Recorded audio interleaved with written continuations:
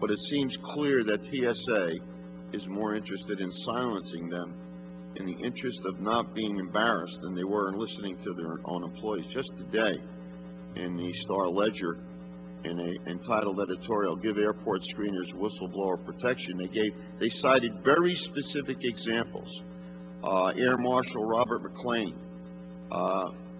the very specific examples in this editorial brought forth by a reporter, Ron Marsico, from the Star-Ledger. And it would seem to me, don't you think they should be protected? Don't you think employees should be protected? Yes, yes, yes. No question. How are we going to get to that point? We have those protections today. They are slightly different than under the Whistleblower Protection Act. And I believe we've said before Congress in other situations that we would not oppose changing to the other system. I agree wholeheartedly with the premise of your question, which is workplace intimidation, particularly in a security field, is a sickness, a vulnerability, and has to be stopped. So we've come a long way in the last few months then in implementing this. No, I think the issue is that if it's classified information that is given out publicly, that kicks it into a different realm in terms of investigation than merely a so-called leak. Well, are you familiar with the Robert MacLean case? No. Well, Robert MacLean was an air marshal. He was fired for alerting the public that the TSA was going to save money by removing marshals from the very kinds of flights targeted by the 9/11 hijackers. He was fired for that. You're not familiar with that case? No. Is Mr. Hatfield, are you familiar with that case? Are you familiar with that case, Ms. Berrick? No, I'm not. You're not familiar with that case? Could you get familiar with the case and get back to us about what your perception is of this? Because this, to me, is unacceptable. I would hope the chairwoman would also agree this is unacceptable. Last, in an effort to remedy some of the personnel hardships brought on by those who spoke out in the past, FLEO recommends that TSA conduct retroactive case reviews of past whistleblower cases within the agency. Brave air marshals such as Frank Terreri, who's here today, as well as Robert MacLean and others, were punished in 2005 and 2006, prior to Director Bray coming on, for blowing the whistle on past PAM policies that endangered the public. At the same time, FLEO executive management, in the height of its hypocrisy, continued to televise false bravado news segments that publicized Air Marshal operational protocol.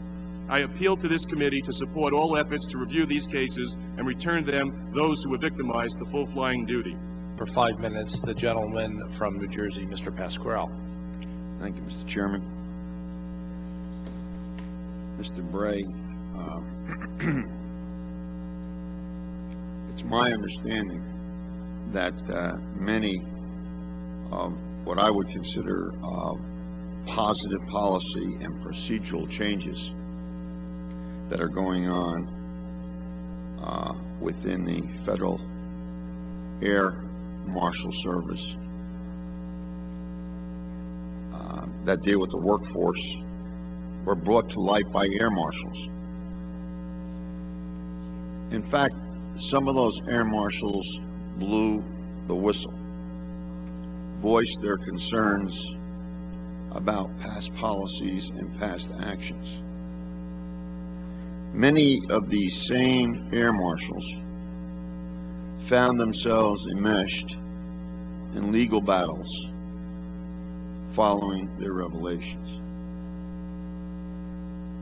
In October of 2007, a couple of years ago,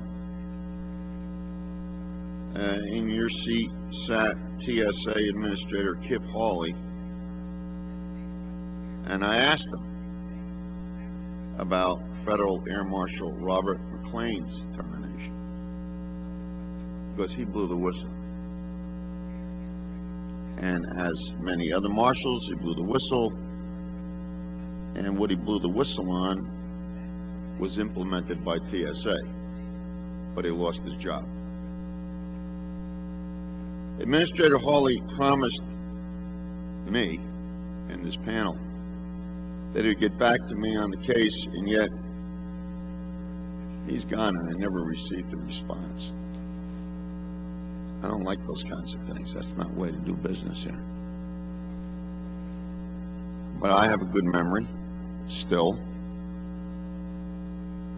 What I'm also very concerned about is that these officers who blew the whistle on wrongdoing still have not gotten their jobs back. I've read the pronouncements of the merit board, I've read the pronouncements of the TSA. These folks still did not get their job back. 3 years after the fact, we're going on 4 years, and we're here.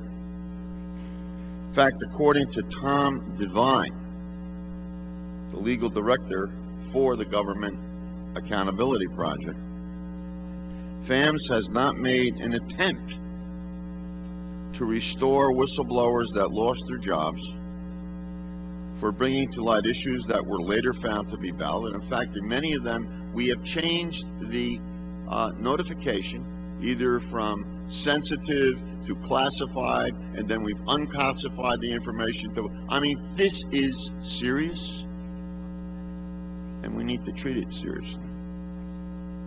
I find this completely unacceptable, and I'm sure you do too, Director Bray. Even in the face of progress you've made, and you have made progress, and I congratulate you.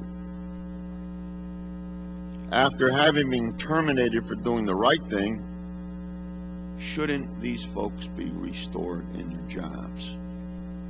Can you tell me what the service intends to do in regards to restoring former whistleblowers that lost their jobs for bringing to light issues that were later found to be valid? Director Bray. Sir, I think the response to you is a two-part response. The first we have to talk about is why these people felt it was necessary to bring it to light, other than by going to the media and going on TV and things like that. And I think that's a problem that we've been trying to solve for the last several years. Well, they weren't responded to by the department. That's what I mean, sir. I mean, now we're trying to engage the workforce to, I just recently established what I call the FAM Advisory Council, where we have representatives in each office that meet with me personally on a regular basis. I engage the people either in the listening sessions. I also engage people, the fans, in other ways. In listening sessions, we have what I call Breakfast with Bob, where I regularly go out and have breakfast with transiting FAMs. And what I say when I meet with the FAMs, the first thing I open it with is that when you tell me there's a problem in your office, you know, there's not going to be any retribution or retaliation for you bringing these issues forward. So we're trying to open that line of communication. And if we have any whistleblowers that come forward now, we just finished a training period with all of our frontline supervisors with the EEO. We actually had the Office of the Equal Employment and Opportunity Commission come in and provide training for all of our frontline supervisors on EEO matters, discipline matters, and whistleblower matters. So we're trying to push that down from the top down to our frontline supervisors who are dealing with the FAMs every day. So we're engaging everyone much more than we did in the past. So that's one thing. As far as the whistleblowers, we fully support all the rights and the privileges they have under the Whistleblower Protection Act. And once their cases now, sir, as you know, are in the legal system. So I'm encumbered from making any comment on that until those cases are resolved. But I think we've really tried to outreach to our people now to solve the problem of why they felt it was so necessary to whistleblow in the first place. There's one way to get them out of the judiciary system, and that is to give them their jobs back. Pure and simple. The only reason why this is before the courts is because the department did not give them back their jobs, and they deserve to have their jobs back. Thank you. Thank you, Mr. Pascrell. The chair now recognizes my good friend from Pennsylvania, Mr. Dan.